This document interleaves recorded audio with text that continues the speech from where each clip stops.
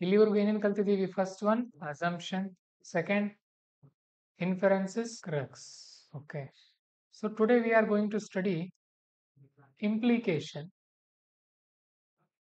Implication not asked in 2024, so I am bringing previous year questions. 2024 implication ಕೇಳಿಲ್ಲ, so ಅದಕ್ಕೋಸ್ಕರ ಹಿಂದಿನ ವರ್ಷದನ್ನ ತಗೊಂಡು ಬಂದಿದ್ದೀವಿ. ನೋಡೋಣ, ಒಂದೆರಡು ಕ್ವಶನ್ ನೋಡೋಣ. ಇದ್ರಲ್ಲಿ ತುಂಬಾ ಈಸಿ ಇರುತ್ತೆ. So what they will ask? They will ask which of the following statements are best implied, or which of the following statement best implies ಅಂತ ಕೇಳ್ತಾರೆ. ಸೊ ಅವಾಗ ಏನು ಬರಿಬೇಕು ಅಂತ ನೋಡೋಣ. First we will understand the question. Online ಅವ್ರಿಗೆಲ್ಲ audio video clear ಇದೆ? Clear ಇದ್ರೆ ಎಸ್ ಅಂತ ಹೇಳ್ರಿ. Rayappa, Pavan, Ambuja. Okay. In India over the last decade or so, ಭಾರತದಲ್ಲಿ ಕಳೆದ ಡಿಕೇಡ್ ಅಂದ್ರೆ ದಶಕದಲ್ಲಿ, ಎಸ್ 10 ವರ್ಷ, labour has been departing agriculture. ಲೇಬರ್ಗಳು ಅಗ್ರಿಕಲ್ಚರ್ ಏನ್ ಮಾಡ್ತಾರೆ? ಅಗ್ರಿಕಲ್ಚರ್ ನಿಂದ ಡಿಪಾರ್ಟ್ ಅಂದ್ರೆ ಏನು? ದೂರ ಅಥವಾ ಬಿಟ್ಟು ಬರೋದು, ಬರ್ತಾ ಇದ್ದಾರೆ. But is only going to construction and unregistered manufacturing.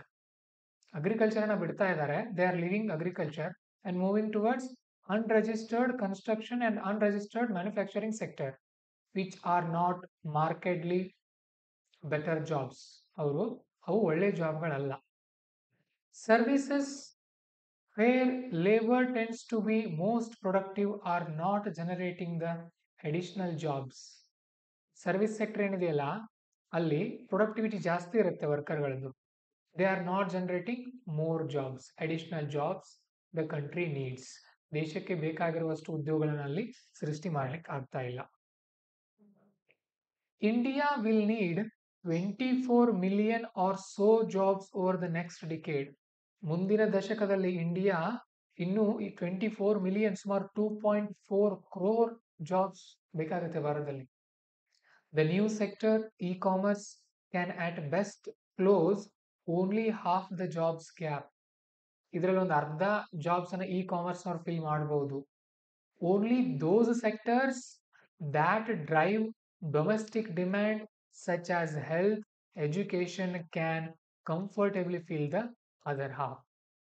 Okay, so what they are telling, ಅದರ ಸಾರಾಂಶ ಏನಿದೆ ಅಂತ ಅಂದ್ರೆ, ಭಾರತದಲ್ಲಿ ಸದ್ಯಕ್ಕೆ ಜಾಬ್ಗಳ ಕೊರತೆ ತುಂಬಾ ಇದೆ. ಆಮೇಲೆ ಅಗ್ರಿಕಲ್ಚರ್ನ ಬಿಟ್ಟು ಎಲ್ಲಿ ಹೋಗ್ತಾ ಇದಾರೆ ಲೇಬರ್ಗಳೆಲ್ಲ? ಕನ್ಸ್ಟ್ರಕ್ಷನ್, ಮ್ಯಾನುಫ್ಯಾಕ್ಚರಿಂಗ್ ಹೋಗ್ತಾ ಇದ್ದಾರೆ. ಸೊ ಈಗ ಸದ್ಯಕ್ಕೆ 24 million ಜಾಬ್ ಏನಿದೆ ಅದರಲ್ಲಿ ಇ ಕಾಮರ್ಸ್ ಅರ್ಧ ತುಂಬುತ್ತೆ. ಅರ್ಧ ತುಂಬಬೇಕು ಅಂತ ಅಂದ್ರೆ ಎಜುಕೇಶನ್, ಹೆಲ್ತ್ ಸೆಕ್ಟರ್ ಅಲ್ಲಿ ನಮ್ಗೆ ಅವಕಾಶ ಇದೆ ಅಂತ ಹೇಳ್ತಾ ಇದ್ದಾರೆ. What they are telling is, in India most of the people living agriculture, okay, and then they are moving towards manufacturing and labor jobs. They are not that much good. India still needs around 2.4 crore jobs. Out of those, e-commerce field, for example, e-commerce means Amazon, Flipkart, Zomato, service delivery boys, they can fill about half, means 1.2 crore or 12 million. And another half can be filled only by education and health sector. They are telling this. ಅದನ್ನ ಮಾಡ್ರಿ, ಇದನ್ನ ಮಾಡ್ರಿ ಅಂತ ಏನು ಹೇಳ್ತಾ ಇಲ್ಲ. They are not telling to do this or do that. They are just telling their opinion. Will see ಅದರ ಆಧಾರದ ಮೇಲೆ which of the following is best implied, ಏನಿದು ತೋರಿಸ್ತಾ ಇದೆ, ಏನ್ ಹೇಳಲಿಕ್ಕೆ ಬಯಸ್ತಾ ಇದೆ ಅಂತ ನೋಡೋಣ. First, a strong measures need to be taken to reduce the rural to urban migration of labor. True or false?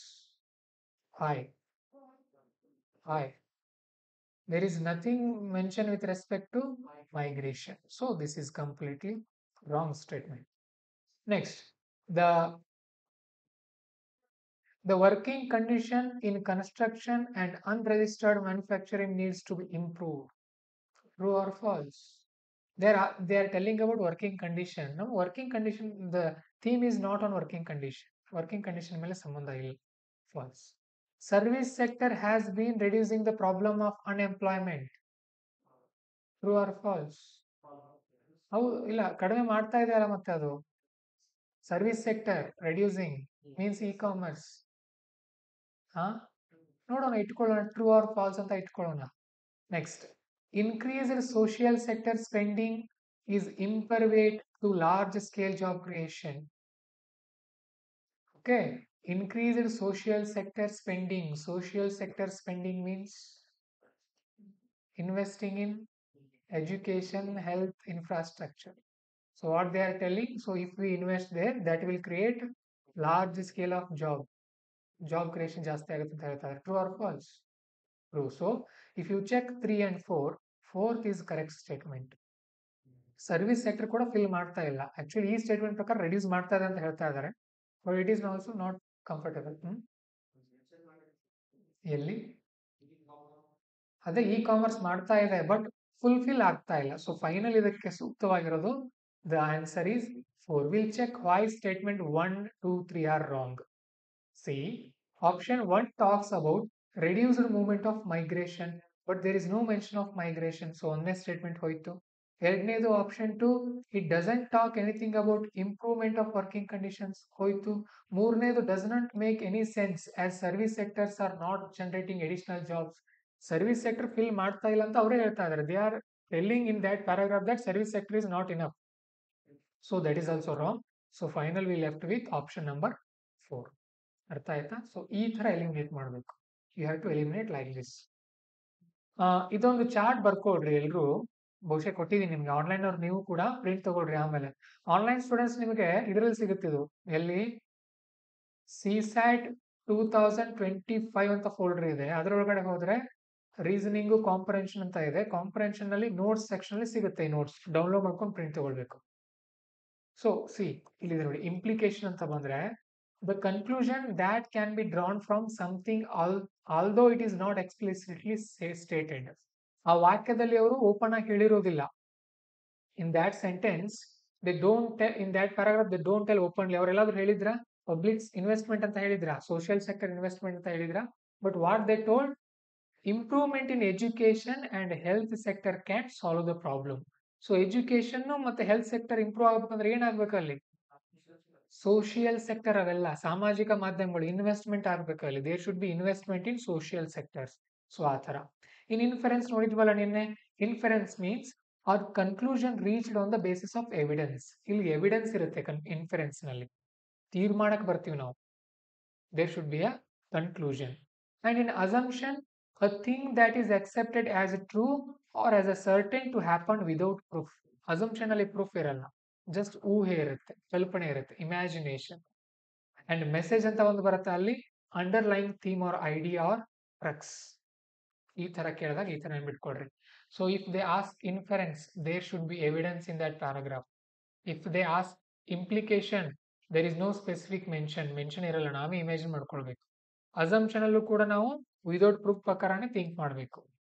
Message ಅಂತ ಬಂದಾಗ ಓವರ್ ಆಲ್ ಥೀಮ್, ಆ ಇಡೀ ಪ್ಯಾರಾಗ್ರಾಫ್ ನ ಕೊನೆಯ ಅರ್ಥಕ್ಕೆ ನಾವು ಹೋಗ್ತೀವಿ. ಸರಿ, ನೆಕ್ಸ್ಟ್ ಇದೊಂದು ತುಂಬಾ ಚೆನ್ನಾಗಿದೆ. Next paragraph, we will try to understand this. Asset allocation is the most important investment decision we will ever make. Asset allocation ಅಂತ ಅಂದ್ರೆ ಆಸ್ತಿಗಳ ಹೂಡಿಕೆ, ಅಸೆಟ್ಗಳ ಹೂಡಿಕೆ, ಬೇರೆ ಬೇರೆ ಕಡೆ ಇನ್ವೆಸ್ಟ್ಮೆಂಟ್ ಮಾಡೋದು ಅತ್ಯುತ್ತಮವಾದಂತ ಒಂದು ನಿರ್ಧಾರ. That is the best decision. Okay, investment. Next, and sadly, ದುಃಖದ ವಿಚಾರ ಏನಂತ ಅಂದ್ರೆ ಮೋಸ್ಟ್ ಆಫ್ ಅಸ್, ಬಹಳಷ್ಟು ಜನ ನಾವೆಲ್ಲರೂ, do not give that decision the importance it deserves. ಅದು ಎಷ್ಟು ಮಹತ್ವ ಇದೆಯಲ್ಲ ಅಷ್ಟು ನಾವು ಅದಕ್ಕೆ ಟೈಮ್ ಕೊಡಲ್ಲ, ಅಥವಾ ಅದಕ್ಕೆ ಏನು ಕೊಡಲ್ಲ ನಾವು, ಡಿಸಿಷನ್ ಕೂಡ ಕೊಡಲ್ಲ ನಾವು. ವಿ ಆರ್ adamant about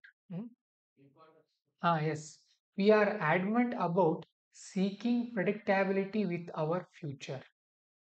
ನಾವೇನ್ ಮಾಡ್ತೀವಿ, ಫ್ಯೂಚರ್ ಅಲ್ಲಿ ಏನಾಗುತ್ತೋ, what may be the future ಅಂತ ಭಯದಲ್ಲಿ ಇರ್ತೀವಿ. We tend to think of investing in risky assets as extremely volatile and value eroding. ನಾವೇನ್ ಮಾಡ್ತೀವಿ, ರಿಸ್ಕಿ ಅಸೆಟ್ ನಲ್ಲಿ ಹೂಡಿಕೆ ಮಾಡಿದಾಗ ಎಲ್ಲಿ ಏನೋ ಮೋಸ ಆಗುತ್ತೋ ಅಂತ ಹೇಳಿ ಭಯದಲ್ಲೇ ಇರ್ತೀವಿ. We also dislike fluctuating returns and the loss of control of investment. ನಾವೇನ್ ಮಾಡ್ತೀವಿ, ಫಸ್ಟ್ ಸೆಂಟೆನ್ಸ್ ಅಲ್ಲಿ ಏನಿತ್ತು ಅಂದ್ರೆ ವೋಲಟೈಲ್, ತುಂಬಾ ಲಾಭ ಬರುತ್ತೆ ಅನ್ನೋ ಕಡೆ ಹಾಕಿಬಿಡ್ತೀವಿ. Where we get more return we invest there and we will lose, ಅದೇ ಭಯದಲ್ಲಿ ಇರ್ತೀವಿ. And we dislike fluctuating returns, ಹೆಚ್ಚು ಕಮ್ಮಿ ಲಾಭ ಬರೋದನ್ನ ನಾವು ಇಷ್ಟಪಡೋದಿಲ್ಲ. And loss of control of investment, ಒಂದೊಂದ್ಸಾರಿ ಏನಾಗುತ್ತೆ ಇನ್ವೆಸ್ಟ್ಮೆಂಟ್ ನಲ್ಲಿ ಲಾಸ್ ಆಗುತ್ತೆ, ಅದು ಕೂಡ ನಮಗೆ ಇಷ್ಟ ಆಗಲ್ಲ. We think our money is best left idle. Idle ಅಂತ ಅಂದ್ರೆ ಸ್ಥಿರವಾಗಿ ಇಟ್ಬಿಡೋದು. ನಾವೇನ್ ಥಿಂಕ್ ಮಾಡ್ತೀವಿ, what we think, keeping money itself in our bank account or in our home, that is safe and that is good decision. And unproductive but safe. ಅದು unproductive ಇಲ್ಲ. ಈಗ ಮನೇಲಿ ಇಟ್ಕೊಂಡು ಕೂತ್ರೆ ಅದೇನಾದ್ರು ಬೆಳೆಯುತ್ತಾ ದುಡ್ಡು? No. In home money won't grow. We should we should invest in banks R mutual funds or in share markets. Okay, but what we think, keeping it in home, we think that is safe. There is no asset that risk free. ಯಾವುದು ಆಸ್ತಿಯು ಕೂಡ risk free ಅನ್ನೋದು ಯಾವುದೂ ಇಲ್ಲ. If you keep in our home, thieves may ಏನ್ ಮಾಡ್ತಾರೆ, ಕಳ್ಳರು ಬೇಕಾದ್ರೆ ತಗೊಂಡು ಹೋಗ್ಬೋದಲ್ಲ. ರಾಬ್ರಿ ಮೇ ಹ್ಯಾಪನ್, ಕಳ್ತನ ಆಗ್ಬೋದು. We could lose our jobs, ನಮ್ಮ ಕೆಲ್ಸಗಳು ಹೋಗ್ಬೋದು. Our homes can lose value, ನಮ್ಮ ಮನೆಗಳ ಮೌಲ್ಯ ಹೋಗ್ಬೋದು. Our banks can go bankrupt, ಬ್ಯಾಂಕ್ಗಳ ದಿವಾಳಿ ಆಗ್ಬಹುದು. ಅವರ್ ಬಾಂಡ್ಸ್ ಕ್ಯಾನ್ ಡಿಫಾಲ್ಟ್, ನಮ್ಮ ಬಾಂಡ್ಗಳಿಗೆ ಸರ್ಕಾರ ಕೊಡಬೇಕಾಗಿದ್ದಂತ ಹಣ ಕೊಡದೇ ಇರಬಹುದು. ದ ಗವರ್ಮೆಂಟ್ ಕ್ಯಾನ್ ಕೊಲ್ಯಾಪ್ಸ್, ಸರ್ಕಾರಗಳು ಬೀಳ್ಬಹುದು. Company we choose fondly may cease to exist, ನಾವು ಅತ್ಯಂತ ಇಷ್ಟಪಟ್ಟು ಜಾಯಿನ್ ಆಗಿದ್ದಂತ ಕಂಪನಿ ಏನಾಗ್ಬಹುದು, ಸೀಸ್ ಟು ಎಕ್ಸಿಸ್ಟ್. ಎಕ್ಸಿಸ್ಟ್ ಅಂದ್ರೆ ಇರು, ಸೀಸ್ ಟು ಎಕ್ಸಿಸ್ಟ್ ಅಂದ್ರೆ ಇಲ್ಲದೆ ಇರು, ಸೀಸ್ ಆಗ್ಬಿಡೋದು company. But we cannot live life assuming that all these extreme events are waiting to happen. ನಾವು ಇದೆಲ್ಲ ಒಂದೇ ಸಾರಿ ಆಗತ್ತೆ ಅನ್ನೋ ಕಲ್ಪನೆನಲ್ಲೇ ಬದುಕಬಾರ್ದು ಅಲ್ವಾ. ಸೊ ಎಲ್ಲ ಒಂದೇ ಸಾರಿ ಆಗತ್ತೆ ಅನ್ನೋ ಕಲ್ಪನೆಯಲ್ಲಿ ಬದುಕೋಕಾಗತ್ತಾ? ಸೊ ರಿಸ್ಕ್ ಈಸ್ ಎವ್ರಿವೇ, ಎಲ್ಲ ಕಡೆ ರಿಸ್ಕ್ ಇದ್ದೇ ಇದೆ ಅಂತ ಹೇಳ್ತಾ ಇದ್ದಾರೆ. And all the same time, all these extreme forms of risk we know will not manifest at the same time. ಒಂದೇ ಸಾರಿ ಎಲ್ಲ ಆಗಲ್ಲ, ಒಂದೊಂದ್ ಸ್ವಲ್ಪ ಅಲ್ಲೊಂದ್ ಸ್ವಲ್ಪ ಇಲ್ಲೊಂದ್ ಸ್ವಲ್ಪ ಏನಾಗ್ತಾ ಇರುತ್ತೆ, there will be some mistakes here and there, ಅಲ್ಲೊಂದ್ ಸ್ವಲ್ಪ ಇಲ್ಲೊಂದ್ ಸ್ವಲ್ಪ ಮಿಸ್ಟೇಕ್ಸ್ ಆಗ್ತಾ ಇರುತ್ತೆ. So which of the following statements best implies suggestion given by the author of passage? ಏನ್ ಸಜೆಷನ್ ಕೊಟ್ಟಿದ್ದಾನೆ ಆಥರ್ ಅಂತ ನೋಡೋಣ. ಫಸ್ಟ್ ಹೇಳಿ ನೋಡೋಣ, ಲಾಸ್ಟ್ ನಿಂದ ಹೋಗೋಣ. You should know that investing your money is a risky business. ನಿಮ್ಮ ಹಣವನ್ನ ಹೂಡೋದು ಇಸ್ ಅ ರಿಸ್ಕಿ ಬಿಸಿನೆಸ್ ಅಂತ ಹೇಳಿದಾನೆ ಆಥರ್ ಅಲ್ಲಿ ನಮಗೆ. No. While making investments, find a trustworthy asset management organization which would manage your wealth for you. So investment ಮಾಡುವಾಗ ಒಂದು ವಿಶ್ವಾಸಾರ್ಹವಾದಂಥ ಕಂಪನಿನ ಹುಡುಕಿ ಅಂತ ಹೇಳಿದಾನೆ ಅಲ್ಲಿ. ಟ್ರಸ್ಟ್ ವರ್ದಿ ಕಂಪನಿನ ಹುಡ್ಕೋಕ್ ಹೇಳಿದಾರ? ಆ ಥರ ಏನು ಹೇಳಿಲ್ಲ. Risk taking behaviour should be necessary component of your personality if you want to generate wealth. ಆ ಥರ ಏನಾದ್ರು ಹೇಳಿದಾರ? ರಿಸ್ಕ್ ಟೇಕಿಂಗ್ ಇರಬೇಕು ನೀವು ಅಂತ. ಟ್ರೂ ಇರ್ಬೋದು, ನೋಡೋಣ. ಇರ್ಲಿ, ಟ್ರೂ ಅಂತಾನೆ ಇರ್ಲಿ. Next, distribute your wealth across different kinds of assets so that your risk would be minimised. ಈ ತರ ಏನಾದ್ರು ಹೇಳಿದಾರ? ಹೇಳಿದಾನೆ, ಇದೇ ತರನೇ ಹೇಳಿದಾನೆ ಅವನು, ನೆನಪಿರಲಿ. ಸೊ ಅವನು ಹೇಳಿದ್ದು ರಿಸ್ಕ್ ಟೇಕಿಂಗ್ ಬಿಹೇವಿಯರ್ ಬಗ್ಗೆ ಅಲ್ಲ. He doesn't told about anything with respect to risk taking behaviour. He told everything won't happen at same time. ಎಲ್ಲಾನು ಒಂದೇ ಸಾರಿ ಆಗಲ್ಲ. ಸೊ ಎಲ್ಲಾ ಕಡೆ ಸ್ವಲ್ಪ ಸ್ವಲ್ಪ ಸ್ವಲ್ಪ ಹೂಡಿಕೆ ಮಾಡಿ ಅಂತ ಹೇಳಿದ ಅವನು. Invest little bit in some other places. So here is the answer. 4th, wrong ಯಾಕೆ? It does not fit for best implies. Wrong, ಅದು ಸಂಬಂಧನೇ ಇಲ್ಲ. Number 3, it talks about trustworthy asset management organization. Author is not talking about that. Number 2, this may appear to be implication. ನೋಡಿ, ಎರಡನೇದು ಹೌದು ಅನ್ಸುತ್ತೆ ನಮಗೆ. We can think that 2 may be correct, but personality is not a question here. The generation of wealth is not the topic here also. Okay, wealth generation ಬಗ್ಗೆ ಇಲ್ಲ ಅಲ್ಲಿ, investment ಬಗ್ಗೆ ಇದೆ. ಆಮೇಲೆ ಪರ್ಸನಾಲಿಟಿ, ವ್ಯಕ್ತಿಯ ಬಗ್ಗೆ ಹೇಳಿಲ್ಲ ಅವನು ಎಲ್ಲೂ. A person should be risk taking ಅಂತ ಹೇಳಿಲ್ಲ, ಜನರಲೈಸಿಂಗ್ ಆಗಿ ಹೇಳಿದಾನೆ. ಈ told about general statement. So option 1 is correct as it stated in the last sentence of passage. Not all extreme events happen at the same time, hence reducing the risk of loss by distributing the wealth across the different assets is the correct statement. Okay, implication ಗಳನ್ನ ಕೇಳಿದಾಗ ಈ ತರ ನೀವು ಉತ್ತರ ಕೊಡಬೇಕಾಗತ್ತೆ. Okay, so we covered assumptions, inferences ನಿನ್ನೆ, crux today, implications. Tomorrow we will study corollary.